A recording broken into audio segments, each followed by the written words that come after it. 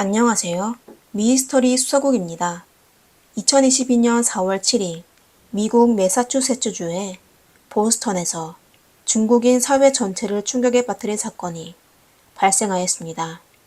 그날 오후 4시 50분쯤 보스턴 케임브리지 지역 법원 앞 주차장에서 흰색 쉐보레 SUV가 검은색 토요타 승용차와 충돌했습니다. 이어 SUV 차주는 사격 도구를 들고 차에서 내려 토요타 차주 머리에 연발로 사격을 가했습니다. 그는 총 10번을 사격했으며 토요타 운전자는 그 자리에서 숨지게 되었습니다. 바로 이어 법정에 있던 경찰과 변호사들이 쿵쿵 하는 소리를 듣고 법정 밖으로 뛰어나왔습니다. 흰색 쉐보레 차주인은 그 자리에서 체포되었습니다. 불과 몇 분 만에 끔찍한 형사사건이 일어난 것입니다. 남자의 이름은 슈에 청아이고 사건 당시 44세였습니다. 놀랍게도 피해자가 슈에 청아의 23세 조카 왕충이었습니다. 도대체 왜 가족 사이에 이런 비극이 일어났을까요? 오늘은 이 기이한 사건에 관해 이야기해봅시다. 사건의 가해자 슈에 청아이는 44년 동안 평범하게 살아왔습니다. 그의 친척, 친구, 동료는 그가 학업 성적이 좋고 성실한 사람이라고 평가하였습니다. 2000년 슈에 청아이는 중국 서북공업대학의 자동제어학과를 졸업했습니다. 그러다 그는 3년 후에 같은 전공으로 석사학위를 받았습니다. 또 2006년에는 중국과학원 자동화연구소에서 생물정보학 박사학위를 받았으며 그의 오랫동안 사귄 첫사랑 여자친구 장래이와 결혼하여 아이들을 낳아 행복하게 살았습니다. 사업의 슈에 청아이는 중국 청와대학에서 박사 후 연구작업을 진행하다가 2008년에 연구작업을 계속하기 위해 아내와 상의한 후 일가족은 미국으로 이주하였습니다. 그 후 슈에 청아이는 미국 콜드스프링 하버연구소와 하버드대학의 통계학과에서 근무했었습니다. 슈에 청아이의 이력을 보면 그는 본인이 종사하고 있는 영역에서 뛰어난 성적을 가지고 있습니다. 그는 국제저널에 10편 이상의 연구 논문을 발표했으며 암연구 분야에서도 널리 알려져 있습니다. 2015년 슈에 청아이는 미국에서 경험을 쌓아 중국으로 돌아와 회사를 설립하고 CEO를 담당하였습니다.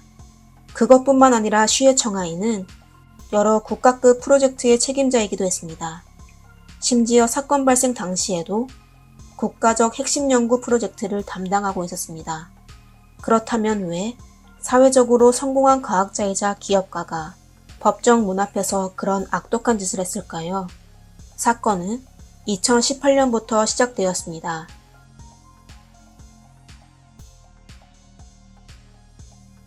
슈에 청아이에게는 누나가 있었습니다.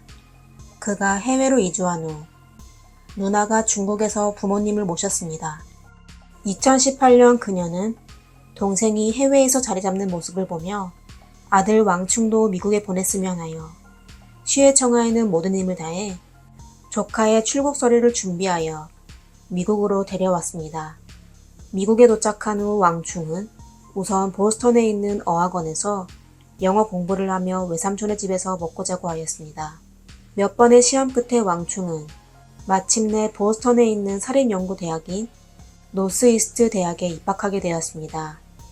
그 당시 마침 슈에 청아이가 중국에서의 사업이 바빠질 시기여서 2018년에 그는 거의 반년 이상의 시간을 중국에서 보냈습니다. 미국의 집에는 조카와 아내, 그리고 미성년자 자녀 2명이 남게 되었습니다. 슈에 청아이의 아내 장래이는 그 당시 39세로 남편보다 1살 어렸습니다. 그리고 조카 왕충은 겨우 19살이었습니다. 20살 차이의 두 사람이 매일같이 함께 지내다가 불륜관계를 맺게 될 거라고는 아무도 예상하지 못하였습니다. 그리고 그들의 관계는 거의 2년 동안 지속되었습니다. 역시 영원한 비밀은 없었습니다. 2019년 모든 걸 알게 된 슈에 청아이는 큰 충격에 빠졌습니다. 그는 아내의 외도뿐만 아니라 복잡한 가족관계도 직면해야 했습니다. 그 당시 왕충은 대학 기숙사로 이사가게 되고 슈의 청아이는 본인의 결혼 생활을 더 이상 유지할 수 없다고 느껴져 2019년 그는 아내 장래희와 이혼하였습니다. 그리고 조카 왕충에게는 다시는 보기 싫으니 그로부터 학교에서 살라고 하며 집에 찾아오지 말라고 경고하였습니다. 이혼 후에도 장래희는 왕충과의 관계를 유지하였습니다. 그러다 2020년 7월에서야 장래희가 갑자기 큰 깨달음을 얻었는지 아니면 중국에 있는 친척들의 압력을 견딜 수 없어서인지 왕충에게 이별을 통보하였습니다. 그녀는 두 사람의 관계가 큰 실수라며 바로 끝내야 한다고 타일렀습니다. 만약 왕충이 그녀와 헤어졌다면 더 이상 비극은 발생하지 않았을 것입니다. 하지만 어떤 일들은 한번 실수를 저지르며 계속하여 반복하게 됩니다.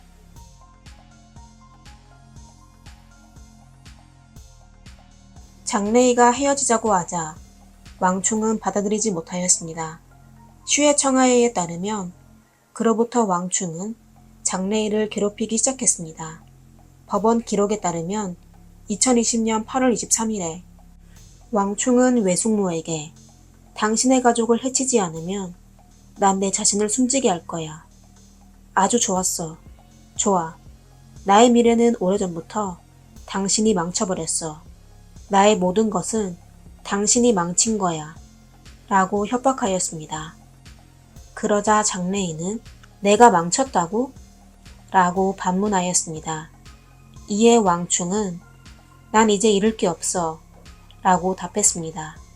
왕충이 본인을 찾아올까봐 두려워서인지 장래희는 2020년 8월에 슈의 청아이의 집으로 다시 들어갔습니다. 어떤 소문에는 장래희와 슈의 청아이가 이혼한 후 미성년자 자녀를 돌보기 위해 그녀는 결국 슈의 청아이의 집에서 나가지 않았다고 했습니다. 어쨌든 2020년 8월부터 슈의 청아이와 장래희는 다시 같이 살게 되었습니다. 그리고 장래희의 행동은 왕충에게 큰 자극이 되었습니다.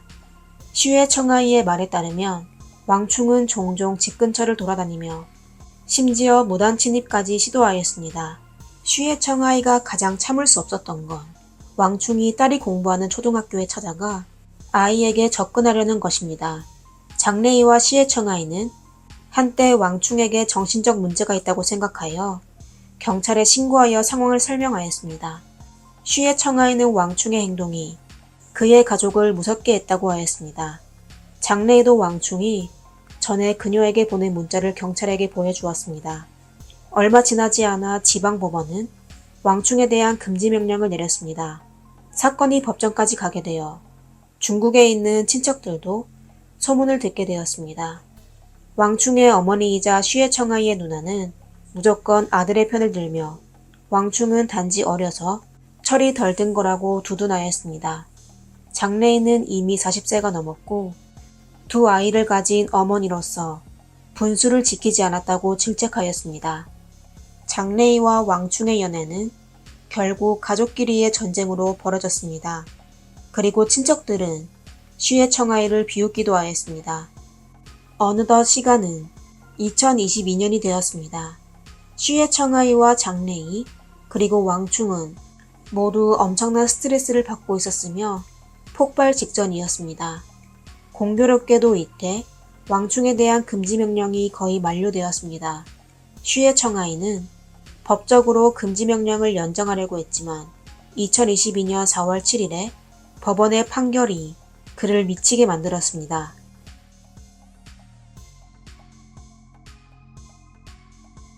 (2022년 4월 7일) 목요일 슈의 청아이는 금지 명령의 연장을 위해 법원으로 달려갔습니다.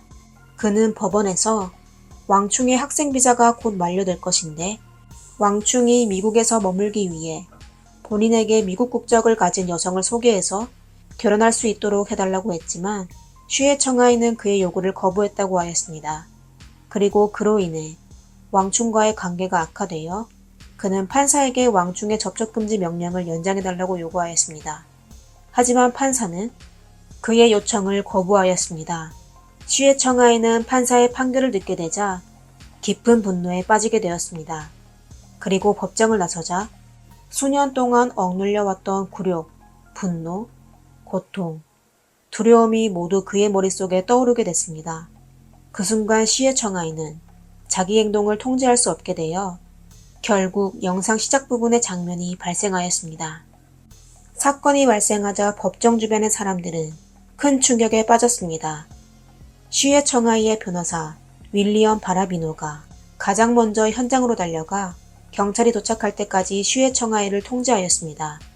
이후 인터뷰에서 그는 시의 청아이의 손에 있는 도구를 두려워하지 않았다고 하며 시의 청아이가 잠시 분노에 견디지 못하여 폭주한 것을 잘 알고 있다고 하였습니다. 그리고 그는 또 만약 시의 청아이가 감옥에 갇히게 된다면 그는 두 자녀의 아버지를 잃게 될 것이라고 말하였습니다. 그는 수년 동안 시의 청아이와 일해왔으며 그의 성격이 부드럽고 교양이 있으며 활기찬 사람이라고 대변하였습니다. 그리고 학계에서 시의 청아이는 훌륭한 업적을 달성했으며 모두에게 이상적인 파트너여서 그가 저지른 짓은 모두를 충격에 빠뜨리게 했습니다. I just very gently placed the knee on him and sort of rubbed his back, just like the type of guy that you always want to, you want working next to you. You know what I mean? And so as a result, you're sitting there going, wow, I didn't expect that. 미들섹스 카운티 지방검사 마리안 라이언은 시의 청아이가 법을 어긴 전력이 있었는지 밝히지는 않았지만 그가 합법적으로 사격 도구를 소유하고 있었다고 말했습니다. 미국에서는 법을 어긴 전력이 있는 사람은 합법적으로 사격 도구를 소지할 수 없습니다. 이것은 시의 청아이가 과거에 미친 사람이 아니었다는 걸 증명할 수 있었습니다. 어떤 사람들은 시의 청아이가 절박한 상황에 직면한 그저 정직한 사람이라고 말했습니다. 하지만 주의해야 할 점이 있는데요. 시의 청아이는 왕충의 금지 명령이 연장할 수 없다는 사실을 알게 된 후 법원 주차장에서 조처했습니다.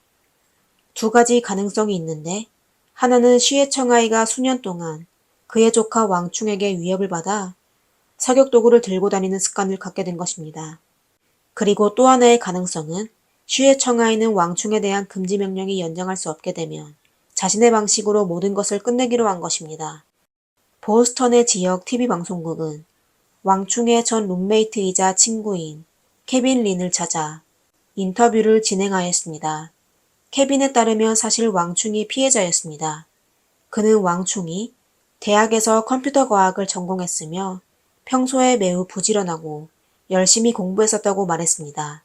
사건 발생 전에 그는 오랫동안 한 프로젝트에 참여하여 매주 80시간씩 일해왔습니다. 왕충은 겉으로 매우 강인해 보였지만 그와 오랫동안 대화를 나누다 보면 사실 그가 심리적으로 매우 연약하다는 걸 알 수 있다고 하며 또 왕충이 시의 청아이와 장래에 의해 며칠씩이나 정신과 치료센터로 보내지기도 했었다고 말했습니다. He would always put up like a really strong outward appearance, but he was actually very vulnerable. She reported him to some suicide watch thing or something. So they took him to a mental hospital thing for a few days. 케빈의 말에 따르면 왕충은 사람을 해치기는커녕 오히려 자신의 안전을 더 걱정해야 하는 입장이어서 케빈도 약간 두려워했습니다. At one point, he was afraid that they'd actually come into this house and kill him. And then I was a little afraid too. 사건이 발생하고 얼마 안 돼 인터넷에서는 한 게시물이 널리 퍼지게 되었습니다.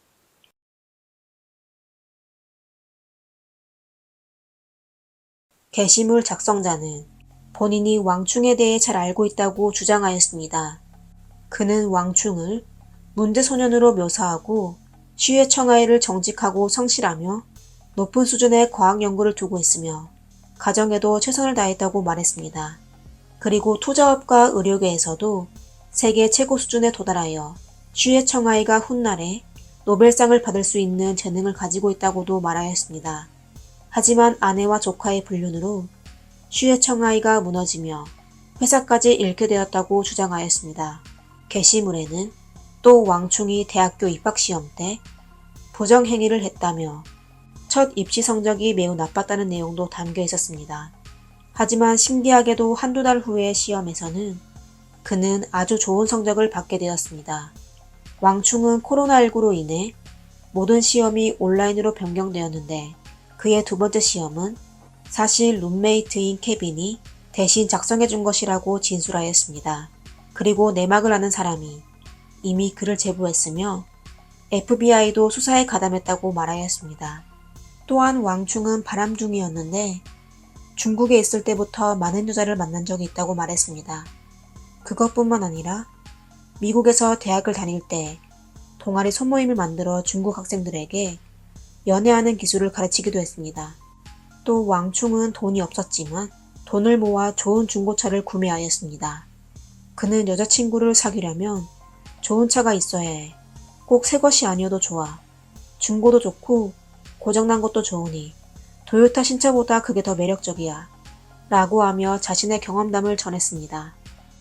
왕충과 외숙모의 관계는 그가 고의로 시작한 거라 어떻게 보면 외숙모도 피해자였습니다. 슈의 청아이가 중국 사업으로 한창 바쁠 때 초반에 외숙모는 왕충을 달가워하지 않았으며 두 사람은 끊임없이 트러블이 있었습니다.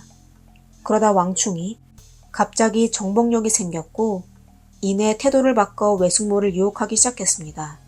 듣기로는 그는 그 시기에 무력을 사용하기도 했다고 했습니다. 그러다 왕충은 외숙모와 결혼할 수 있다면 영주권을 받을 수 있을 뿐만 아니라 외삼촌의 재산의 절반을 본인이 소유할 수 있다는 것을 알게 되어 삼촌의 가족을 파괴하기로 결심했습니다. 이어서 게시물에는 왕충의 외숙모를 너무 원망하지 말아달라는 것도 강조하였습니다. 사실 게시글에는 논리적이지 않은 의문점이 많았습니다. 만약 게시물에 적힌 게 전부 사실이라면 왕충의 실체는 아주 사악했습니다. 하지만 지금까지 우리가 알 수 있는 왕충이 외삼촌 일가족을 위협했다는 증거는 슈의 청아이가 법원에 제출한 서류 중 장래희에게 보낸 대화뿐이었습니다. 나머지는 전부 슈의 청아이와 장래희의 진술뿐이었습니다. 그러면 왕충이 외숙모에게 보낸 문자에 당신이 나의 모든 것을 망친 거야 라고 적혀 있었는데 이건 도대체 무슨 뜻일까요? 현재 왕충은 더 이상 자신을 변호할 순 없지만 2020년 법원에서 내린 금지령을 봐선 그 당시 왕충은 확실히 삼촌네 가족에게 과도한 일을 했음을 알 수 있었습니다. 게시물에는 왕충이 입시시험에서 부정행위를 했다고 하였습니다. 이게 사실인지는 아직 알 수 없습니다. 하지만 게시글 작성자는 어떻게 왕충과 외숙모 사이의 비밀관계에 대해 알게 됐을까요? 그리고 왕충이 여자를 꼬시는 비결은 좋은 차를 운전하는 것이라고 말했습니다. 하지만 왕충이 사고 당일에 운전한 승용차는 검정색 토요타였습니다. 게시물에서는 왕충의 외숙모는 아무런 잘못이 없는 것으로 묘사되었습니다. 하지만 2년 가까이 이어진 불륜관계는 누가 주도했던지 간에 두 사람 모두 전부 책임이 있는 것입니다. 게시글 작성자는 또 법원에서 판사가 왕충의 금지 명령을 연장하지 않을 거라고 발표하자 왕충이 의기양양한 표정에 슈의 청아이가 순식간에 무너졌다고 말했습니다. 왕충의 표정까지 봤다고 하는데 게시글 작성자는 바로 현장에 있었던 사람일까요? 게시물의 마지막에는 작성자가 다른 사람을 도와 새빵을 찾고 있었는데 노스이스트 대학교 학생이라는 말을 듣자 집주인이 거래를 거부했다고 하였습니다.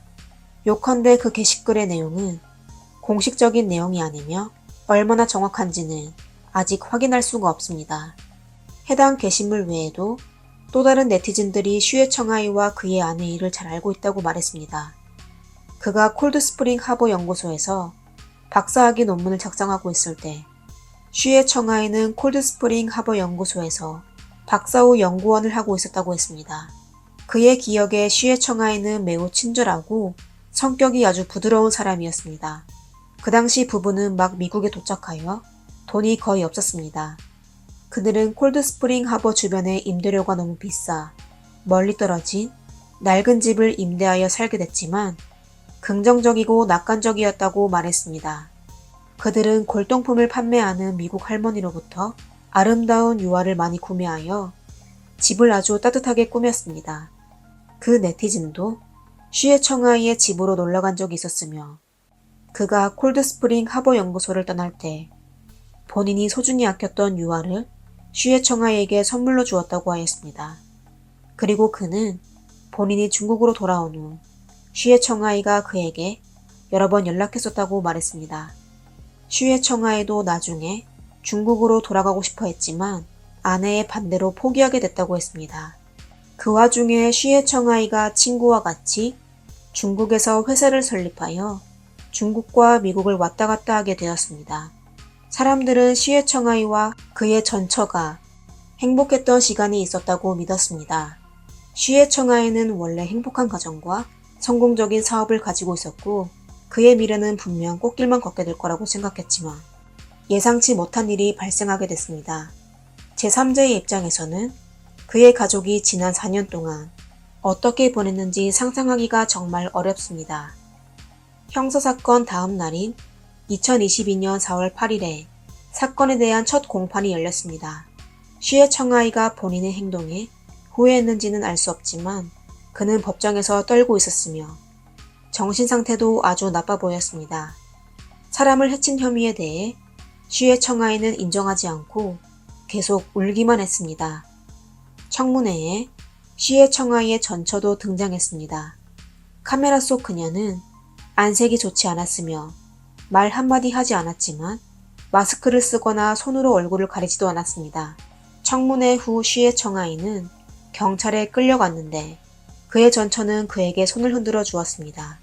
그 당시 그녀는 사과와 반성의 마음이 있었을까요? 저는 그저 장래희가 미성년자 자녀를 잘 돌볼 수 있기를 바라겠습니다. 이런 엄청난 가족 이변은 어른들도 받아들이기 힘든데 하물며 아이들은 더더욱 그렇습니다. 오늘의 영상은 여기까지입니다. 영상이 마음에 드셨다면 좋아요와 구독 부탁드립니다. 다음 영상에서 뵙겠습니다. 감사합니다. 안녕하세요. 미스터리 수사국입니다. 일본에서부터 본격적인 코스프레 문화가 시작되면서 전 세계 애니마니아들 사이에서 코스프레 문화가 큰 인기를 끌었습니다. 일부 최고의 고전은 마니아들 사이에서 스타처럼 숭배됩니다. 대부분의 코스프레 마니아들은 코스튬 당시 아주 진지하거나 독특한 역할을 하여 눈길을 끌지만 사실 기본적으로 코스프레는 안전한 취미입니다. 하지만 2021년 아름다운 한 소녀가 코스프레 취미로 소중한 목숨을 잃게 되었습니다. 사건 당시 메리앤 올리버 스노우는 미국 출신으로 23세 젊은 여자였습니다. 그녀는 틱톡 플랫폼에서 코스프레 영상을 많이 올렸는데요. 아름다운 외모와 뛰어난 몸매, 그리고 풍부한 연기력으로 금세 인기 있는 인플루언서가 되었습니다. 그녀의 틱톡 계정에는 160만 명의 구독자가 있으며 다른 SNS에도 수만에서 수십만 명의 구독자가 있었습니다.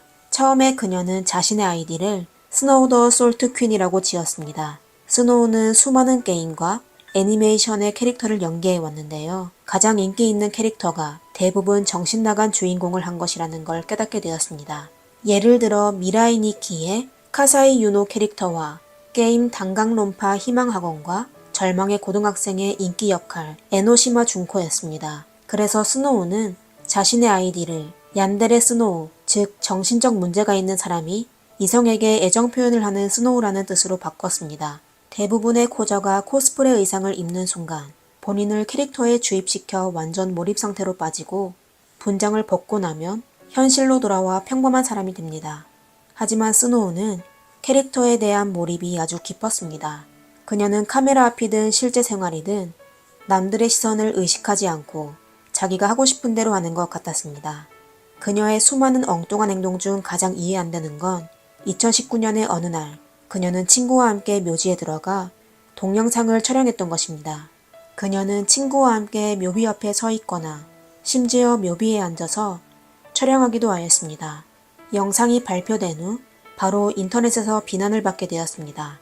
놀이꾼들은 스노우가 생명에 대한 경외심이 부족하다고 지적했습니다. 그리고 스노우가 사람들의 눈길을 끄는 수법은 망자에 대한 무례라고도 하였습니다. 하지만 스노우는 사람들의 지적에도 물러서지 않고 직접 나서 네티즌들에게 욕설을 퍼부으며 자신의 행동은 순전히 예술을 표현하기 위한 것이며 망자에게 존중하지 않는 건 아니라고 반박하였습니다. 그리고 촬영하기 전에 묘지 관리자의 허락도 받았다고 말하였습니다. 하지만 곧 묘지 관리회사는 스노우에게 어떠한 허가도 부여한 적이 없다는 공문을 발표하였습니다. 그리고 스노우가 앞으로 묘지에 잔입하여 또 촬영을 하게 되면 직접 법적으로 조치를 취하겠다고 하였습니다.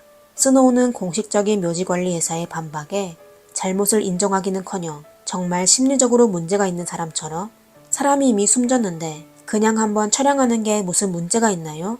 라는 발언을 해 또 한 번 네티즌들의 비난을 받게 되었습니다. 하지만 스노우는 큰 실수를 한 게 아니고 또 심각한 결과를 낸 것도 아니어서 그 당시 소동은 금방 묻히게 되었습니다.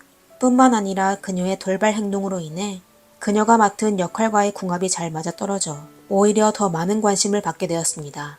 스노우에게 발생한 이런 논란에 대해 어떤 사람들은 그녀가 말이나 행동을 전혀 생각하지 않고 지르는 아주 무모한 사람이라고 말했습니다. 하지만 어떤 사람들은 스노우는 사실 마케팅을 잘하는 굉장히 똑똑한 사람이라고 하였습니다. 전문 코스프레 서클은 평화로워 보이지만 사실 내부 경쟁이 엄청나게 심했습니다. 고품질 작품을 정기적으로 발표하지 못하고 화제를 모을 수 없다면 다른 신인 코저에게 밀리게 되어 그녀가 끊임없이 지나친 언행을 했다고 하였습니다.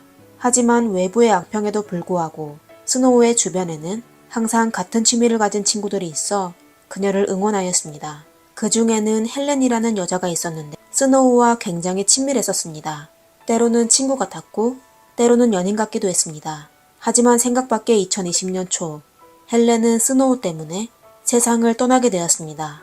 헬렌 로즈 헤이스팅스는 2003년 미국 휴스턴의 한 가정에서 외동딸로 태어났습니다.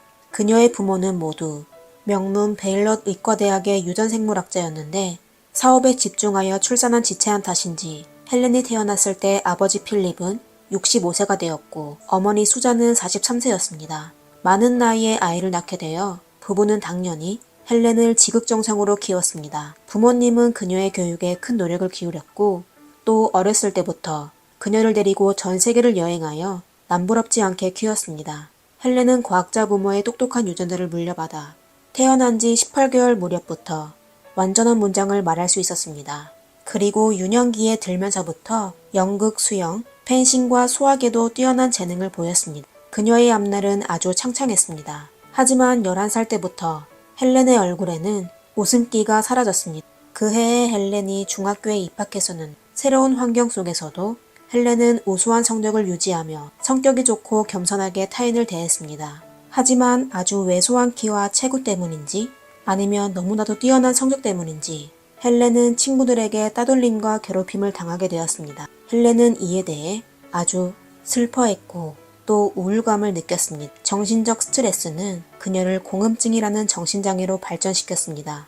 그녀의 주위에 예를 들어 분필로 칠판을 두드리거나 음식을 씹는 소리 같은 소리가 주변에 울리게 되면 헬렌은 분노하거나 역겹고 매스꺼운 생리적 반응을 일으키게 되어 그녀가 집단에 통합되기가 더욱 어려워졌습니다. 사춘기에 접어든 헬렌은 곧 자신이 양성애자라는 걸 알게 되었습니다. 다시 얘기하자면 그녀는 상대방의 성별과 관계없이 상대방의 매력에 이끌려 사랑에 빠질 수 있었습니다. 얼마 안 돼 그녀는 학교의 한 여학생과 연인이 되었습니다. 하지만 그녀의 연애가 알려지자 더 많은 비웃음을 사게 되었습니다. 어쨌든 헬렌은 스트레스를 견디며 8학년이 되었습니다. 그러던 어느 날 그녀는 친구의 권유로 근처에서 열린 애니메이션 전시회에 참가하게 되었습니다. 전시회에서 직접 만든 의상을 입고 자신감 있게 코스프레를 하는 코저들을 보고 헬렌은 신세계를 찾은 것 같았습니다. 그녀는 코스프레를 하는 동안 수년간의 고민과 스트레스가 완전히 사라졌습니다. 그로부터 헬렌은 학업 외에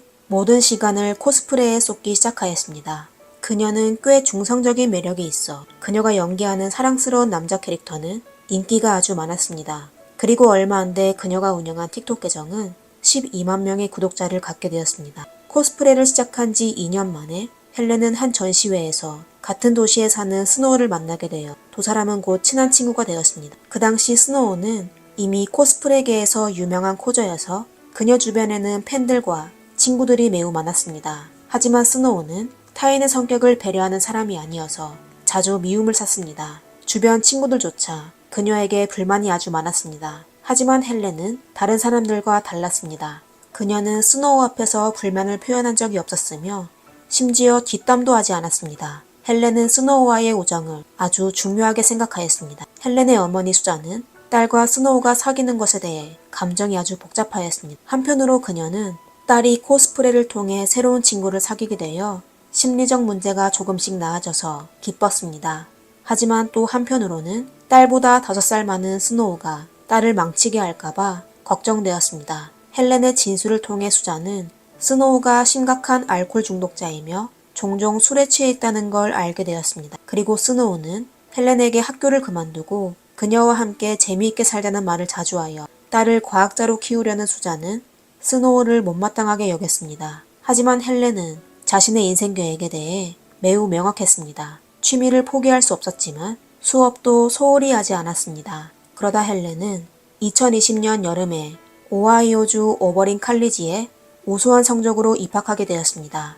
딸이 대학에 입학하고 새로운 대학 환경에도 잘 적응하는 걸 보면서 엄마인 수자는 매우 기뻐했습니다. 하지만 2020년 11월에 미국에서 코로나19가 강력하게 확산되기 시작했습니다. 대학들도 잇따라 캠퍼스를 폐쇄하고 학생들을 집으로 돌려보내 원격 온라인 수업을 진행하게 되었습니다. 이때 헬렌도 고향으로 돌아갔지만 독립을 갈망하던 그녀는 부모님과 함께 사는 대신 스노우와 그의 친구들이 세든 집으로 들어가게 되었습니다. 그리고 비극은 이때부터 시작되었습니다. 2021년 1월 17일 일요일 새벽에 전날 밤부터 스노우와 헬렌은 다른 친구 5명이 모여 술을 마시며 드라마 고담을 보고 있었습니다. 그러다 새벽이 되었을 때 모두가 술에 쪄들어 있었습니다. 그때 스노우가 갑자기 벌떡 일어나더니 영화 속에 나온 사격도구와 같은 게 있다고 하며 방으로 들어가 상자 안에서 사격도구를 꺼냈습니다. 스노우가 평상시에도 사격도구를 가지고 놀았기 때문에 주변 사람들은 전혀 위험하다고 생각하지 않았습니다. 스노우는 헤어진 지 얼마 안 된 남자친구가 남긴 물건이라고 하며 실탄이 없는 장난감이라고 주위를 안심시켰습니다. 그리고 그녀는 자신의 머리에 사격도구를 대었습니다. 이때 술에 많이 취한 헬렌은 갑자기 옆에서 나를 먼저 쏴봐 라고 하며 스노우를 부추겼습니다. 이에 스노우는 아무 생각 없이 헬렌을 향해 사격하였습니다. 이때 굉음과 함께 헬렌은 바로 바닥에 쓰러졌고 머리에서 새빨간 액체가 흘러나오기 시작했습니다. 주위 사람들이 순식간에 얼음이 되었습니다. 사실 그 사격도구는 비어 있어 보였지만 안에는 마지막 실탄 하나가 남아 있었습니다. 술에 취한 스노우는 어처구니 없는 실수로 장난을 치다가 결국 사람을 숨지게 했습니다. 헬렌의 사고로 사람들은 정신을 차렸습니다. 그들은 헬렌의 곁으로 급히 달려가 그녀의 상처를 황급히 누르며 경찰에 신고 전화를 걸었습니다. 헬렌은 바로 병원으로 옮겨졌지만 부상이 심각하여 이틀 만에 결국 세상을 떠나게 되었습니다. 그때 사람들은 착한 헬렌이 이전에 장기 기증 카드에 서명했다는 것을 알게 되었습니다. 그녀는 세상을 떠났지만 그녀의 몸은 절망에 빠진 2명의 환자를 살렸습니다. 물론 헬렌에게 일어난 비극의 책임은 반드시 추궁해야 합니다. 사실 이 사건의 의문점은 없었습니다. 그냥 몇몇 젊은이들이 술에 취해 일으킨 비극입니다. 현장에는 목격자 5명이 있었으며 스노우도 본인의 범행을 자백하여 검찰은 그녀에 대해 과실상해 혐의로 기소했습니다. 그 후 판사는 스노우의 행동이 사회 안전에 해를 끼치지 않는다고 판단하여 그녀에게 2만 달러, 하나로 약 2,540만 원의 보석금을 지불하게 하고 전자발찌를 채운 후 본인의 집에서 가택연금하여 재판이 열리기를 기다리게 했습니다. 지금까지 사건은 재판되지 않았습니다. 그럼 스노우의 이야기도 여기서 끝내야 했지만 사고 발생 후 일어난 일은 사람들의 할 말을 잃게 만들었습니다.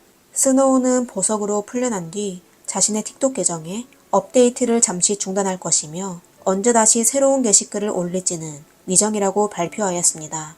2021년 1월 21일 비극이 일어난 지 나흘째 되는 날 헬렌의 부모는 매우 비통했지만 자신의 감정을 억누르고 이를 더 이상 크게 만들지 않았습니다. 사실 내막을 알고 있는 몇몇 지인들도 모두 침묵을 지켜 외부에서는 헬렌이 참변을 당한 걸 몰랐습니다. 그냥 스노우가 창작이 어려워져 혼자만의 시간을 가지는 것이라고 생각하였습니다.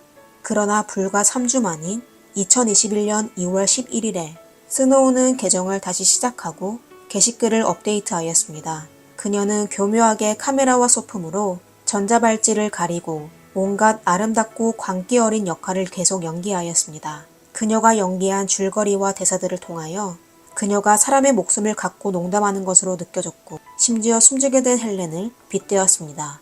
헬렌의 사건을 모르는 사람들은 원래 스노우의 연기 스타일이라고만 생각했습니다. 하지만 사건을 잘 알고 있는 사람들의 눈에는 그녀가 숨진 헬렌을 이용하여 인기를 얻고자 하는 것으로 보였습니다.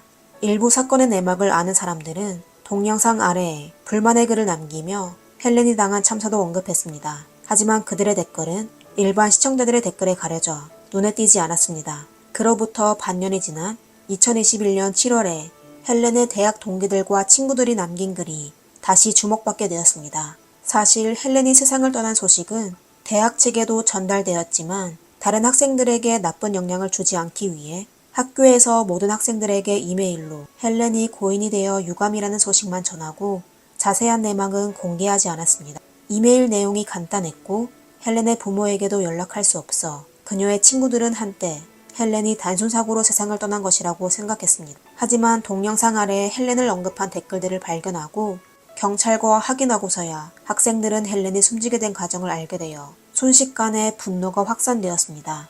그리고 그들은 무고한 헬렌을 위하여 인터넷에 글을 올려 모든 사건을 폭로했습니다. 그로부터 스노우를 비난하는 댓글이 그녀의 채널을 도배하기 시작했습니다. 이에 스노우는 할 수 없이 계정을 비공개 계정으로 돌리고 모든 영상을 숨긴 상태로 설정하였습니다. 그러다 2021년 9월에 검찰은 스노우가 가석방 중 술을 마시고 발찌의 전원이 나갔는데도 충전하지 않아 그녀의 GPS를 찾을 수 없게 되는 경우가 많았다는 사실을 알게 되었습니다. 이에 검찰은 가석방 허용 결정을 취소해달라고 판사에게 요청했습니다. 하지만 판사는 결국 검찰의 요구를 기각하였습니다. 따라서 스노우는 지금도 여전히 자유롭게 행동을 할 수 있게 되었습니다. 스노우의 변호인은 스노우가 가석방 기간 중 인터넷에 올린 과도한 동영상에 대해 그녀는 악의가 없었으며 그냥 자신의 방식으로 마음의 상처를 토로하고 있을 뿐이라고 공식적인 입장을 밝혔습니다. 하지만 아무도 그의 말을 믿지 않았습니다. 미국은 과실상해죄에 대한 양형 범위가 아주 넓었습니다. 유기징역은 최대 20년까지 선고되지만 유기징역 2년에 하나로 1270만 원의 벌금만 지불하면 해결되기도 합니다. 결국 스노우가 받게 될 형벌은 무엇인지는 법정 선고를 기다릴 수밖에 없습니다. 앞날이 창창한 헬렌의 생명은 농담처럼 갑자기 사라져 사람들을 안타깝게 만들었습니다. 여러분은 오늘의 사건에 대해 어떻게 생각하시나요? 댓글로 남겨주세요. 오늘의 사건은 여기까지입니다. 그리고 영상을 재미있게 보셨다면 좋아요와 구독 부탁드립니다. 감사합니다. 이상 미스터리 수사국이었습니다.